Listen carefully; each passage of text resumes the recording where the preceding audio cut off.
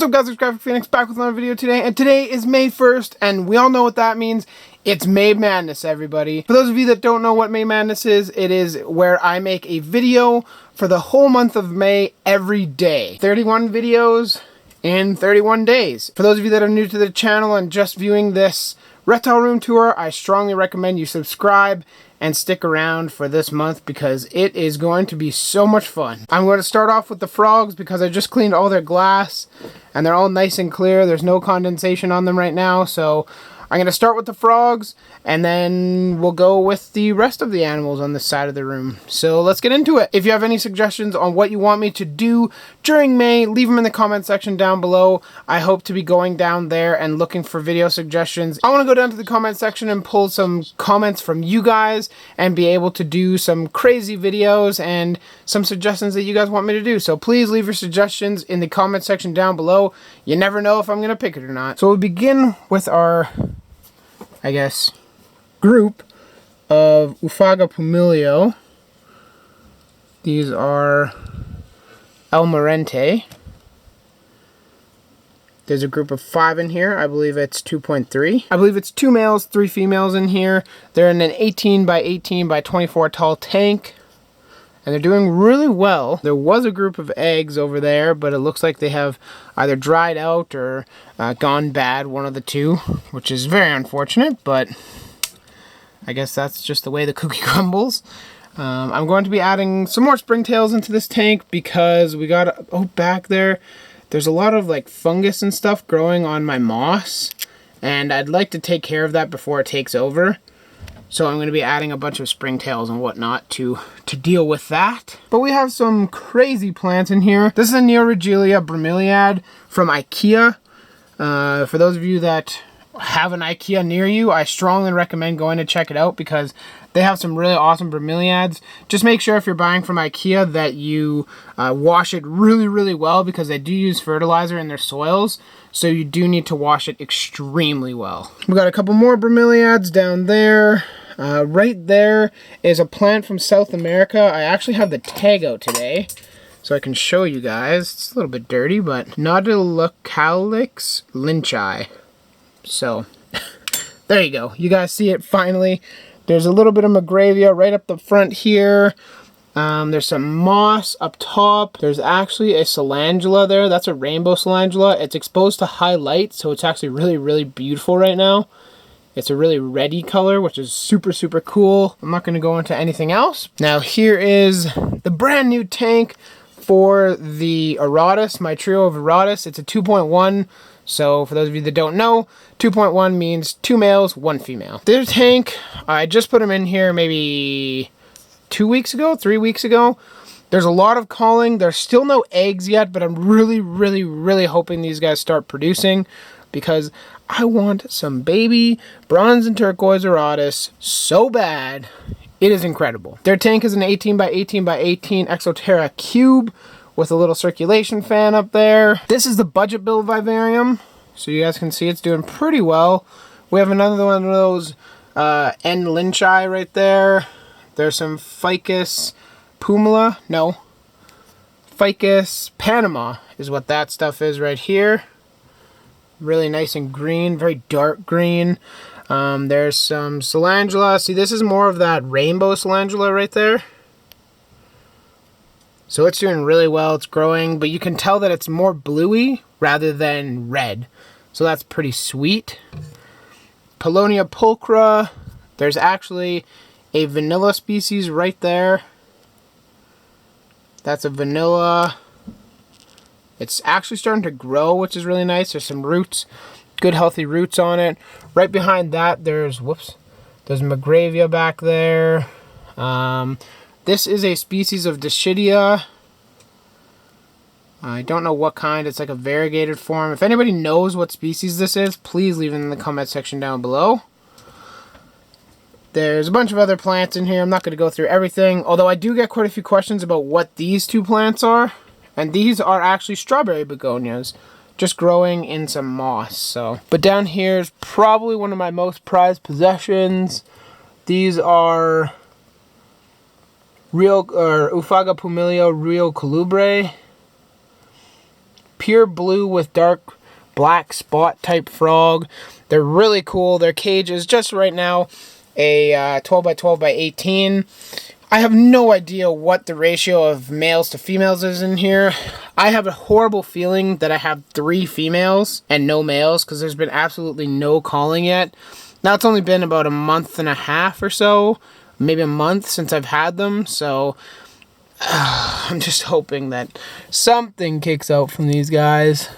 But yeah, you can see here, this bromeliad has actually gotten so much color. It's incredible. They're stunning. This light is doing a really good job of growing these, so super stoked. Actually, for those of you that are watching this, could you guys tell me what plant species this is? I have no idea. It would be awesome if I could get some of you guys to answer that for me. And then if you guys haven't seen this video, it's basically terrarium putty that I made into little ledges, growing some calendula and some moss. They're doing pretty well, so that's nice to see. Oh, the vibration scared her. There we go. You can see there. Beautiful frog. I love that frog so much. They're so cool. Super cool frogs. And last but not least, we have the baby tank. I'm not going to go into this right now just because we've spent a long time on frogs, so don't worry about this. The babies, from what I know, are doing well. The froglets are doing pretty well, so that's good to see. And yeah, nothing super special going on in there. So now, with that being all said and done, we can move on to the rest of the reptiles right now.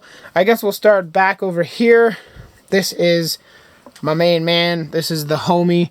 This is Striker, the OG. For those of you that have no idea what OG means, it actually means original gangster. He's my very first reptile that I ever bought. I actually got him as a Christmas gift from my birth mom when I was 8 years old, something like that. And now I just turned 21, so super crazy. Super crazy. He's doing well, though. We have Bane. I know there's a couple people that Bane is their absolute favorite, so I'll try and get a decent shot of him. Right here. You can see there's Bane. He's a new Ami cross new Anna. Leachiornis gecko. He's in a very small cage right now for his size. But don't worry, this May, I will be setting up maybe a couple new tanks for a potential breeding project that I have going. He's doing really well. For those of you that are looking at this cage and are like, yo, I want one really bad. Unfortunately, they are not for sale right now. You can't find them, but when they become available again, I will have a video on them, so don't you worry. I got you covered. And just for those of you that are wondering what the Dendrobates auratus look like, that's the prettiest one. That's the very blue male. You can see the kind of bronze marking on the back there. Very stunning frogs. Down here we have a couple little shedding machines. These are the baby Ackies. I actually still don't have names for these guys, so if you guys are interested, I would love to hear your name suggestions in the comment section down below. When you're suggesting names, don't make it like Bonnie and Clyde or like super cheesy names. I want something original, please. One baby Ackie, this is a female. And we have the male over here, just kind of enjoying the sunlight. I haven't fed these guys yet, so they're wanting some food. Tig's cage door is absolutely filthy. But for those of you that don't know, Tig is a partial pinstripe harlequin crested gecko. And you can actually see here, sorry, might be a little shaky and the sound's gonna change, but you guys can see her back there. Tiggo! Hello! Yeah, she's doing really well. I actually have UV on her cage. That front bulb is a UV 5.0. So she has UV. All my animals have UV except Bane, but in his next cage he will also have UV. So it's good. It's good. I'm keeping with the times, everybody. A quick tangent. UV really should be used in all reptile cages. everything benefits from it. Even though it might not be considered necessary, there is research suggesting that even nocturnal species get UV. I'm not going to go into it right now. If you guys want to have kind of a grind my gears section, I got a couple episodes ready with UV and leopard geckos on sand, so let me know if you're interested in something like that. I'd probably catch quite a bit of hate for it, but it might be interesting. Anyways, that's kind of besides the point, but her cage is weird. It's like 16 by 16 by 24 tall, so it's a little bit of a weird size cage, but it works really well, so super happy with that. We have come to meet the Destroyer. Hello, the Destroyer. So, dude. For those of you that don't know, this is Sheldon. He is I believe he's a Western Herman's tortoise. I can't remember. He's in a 5-foot long pen by 2.5 feet wide, or 2 feet wide, and then like 16 inches tall. He's got a solar glow there. There's a 10.0 UV T5 high output bulb in there. And then there's either a 6700K or a 7500 Kelvin bulb in there to grow some plants in here. So during the summertime, as you guys know, I typically stock up his tank with plants of all different kinds, and he goes through them in about a day. But it's the thought that counts. Even if he doesn't love them, he eats them and he gets the nutrients from them, so that's the main point. Yeah, you guys can see him here. He's a beautiful tortoise. I love him. For those of you that don't have tortoises, I strongly recommend looking into them. Obviously, make sure you can provide proper sized tank for them. Remember, glass, never okay, and or not very often okay. And yeah, just know that and you should be good. You guys know what I do once a month is I take him out and I weigh him. I think he's a little confused to what the hell's going on right now. Alright, so we got it zeroed out. We put him in here. Get your arm in. There you go. And 614 grams. That's a good man. That's a great man. So, yeah, I'm a grown boy, Dad. I'm a grown boy. Because we all know, to all hail the king. Yes. There's a reason why I put that poster above his pen. Because he is the king. Not of the jungle, but of this room. Moving on from here, from Sheldon, we have got the Kai, which is, for those of you that are old-time subscribers, you know that Kai is Rango's son. So Rango, the super translucent veil chameleon, this is his son Kai. Kai is also a super translucent veil chameleon. He's getting up there in age. He's looking really healthy. He's doing pretty good. And I love him. He's awesome. He's a great chameleon. Great ambassador of the species, you know. He hates cameras, but he loves me. So that's kind of cool. He's in a 4-foot by 2-foot by 2-foot Reptile breeze. He's got a... I don't think this is a mercury vapor bulb in here. It might be actually an 80-watt mercury vapor. Then there's a little LED floodlight in here. It doesn't produce much heat at all, but it's used to grow all these plants in here. As you can see, it's quite lit up. Then this is going to be changing this summer, don't worry. But I have 2 compact fluorescent T5 high output bulbs. I plan to add 1 T5 high output bulb right there. Over here, nothing's in this cage. It's still set up from when I had the Jackson's chameleon. But as you can see, the plants are growing and basically blocking out all the light. So that kind of is unfortunate, but whatever. This is where the new lychee cages are going to be going. So I'm super stoked for that. That'll be really cool. And then I'll be redoing the plant tank to be the new Aki tank. And I'll be redoing the old Aki tank to be a new Aki tank. Plant tank, I'm not going to go into right now. I don't think you guys are really going to be the ones that are super stoked for a plant room tour. So I will be doing one this month for sure. It's just not going to happen right now. We can move on to Sky. Sky is my Meraki blue tongue skink. He's in a 4-foot by 2-foot by 1-foot tall enclosure, and he has UV as well.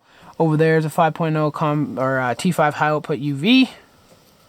He's got a little heat panel. There's also just another bar for light. So he's doing really, really well. He just shed actually, so he's looking pretty slick right now. Obviously, as you can tell, he's sleeping. So I don't want to bug him too much, but we'll just get one straight through the glass. You guys can see. Yeah. These guys are super cool. If you don't want a bearded dragon or you're looking for an alternative to bearded dragon, I strongly recommend blue-tongued skinks. Yes, they are much more expensive, probably 3-4 times the price. Actually, probably more than that, honestly, but they are super, super rewarding. They're very inquisitive. They eat like a trash can, and they're fantastic creatures. So definitely something to look into if you guys are interested. And to round out the reptile room, we have the monitor lizards, Bowser and Stella, the red Aki monitors, Varanus acanthoris. You can see this is Bowser here. Super cool. I love him. Super awesome lizards. If you guys are into investing a little bit into your lizards, strongly recommend an Aki monitor. Stella's right back there. Stella, I need to get into a vet. That one issue she was having, she's definitely more active than she used to be now with the temperatures bumped up and everything, but my plan is to switch some things around and actually have like a 36 by 18 by 20 cage for her and just bake her with UV and hope that she gets a little bit better. I honestly don't know what the vet's gonna say. One can only hope. I'm not gonna go too in depth in that, but right here is their cage. It's a 120-gallon tank. It's 4 feet by 2 feet by 2 feet. It has UV bulb there, UV bulb there, and then a basking bulb there. Lay bin. I'm probably going to get this redone. My buddy can build me a cage for, I mean, it's kind of expensive, but it's going to look super, super slick. So I'll probably get him to do that. And he's going to mount all the lights and have everything ready for me. And yeah, so that would be super cool to have a brand new cage for them. But that's where I'm going to leave you guys. We've done the whole tour. We've run the whole gauntlet. You guys are set for May Madness. So with that being said, I want to thank you all for being here, for watching this very, very long reptile room tour. I hope you guys enjoyed. For those of you that may not have liked the frog part, I'm sorry, but you know what? Frogs are just as deserving of your time as the rest of the reptiles in here, and I think you guys should look into them. So I want to thank you guys for watching. If you enjoyed the video, drop a like down below. If you want to see more of May Madness, definitely subscribe to my channel. If you have name suggestions for the Akis, you have video suggestions for me, leave that in the comment section, as well as the word palm tree in the comment section down below. That way I know you made it to the very end of the video, and I hope you guys have a great day, I guess, because I'll see you tomorrow. And yeah, make sure to come back, and when you subscribe to my channel, click the little bell, and you'll get notifications for my videos. So thanks for watching, guys. I hope you guys have a great rest of your day. Graphic Phoenix, out of here.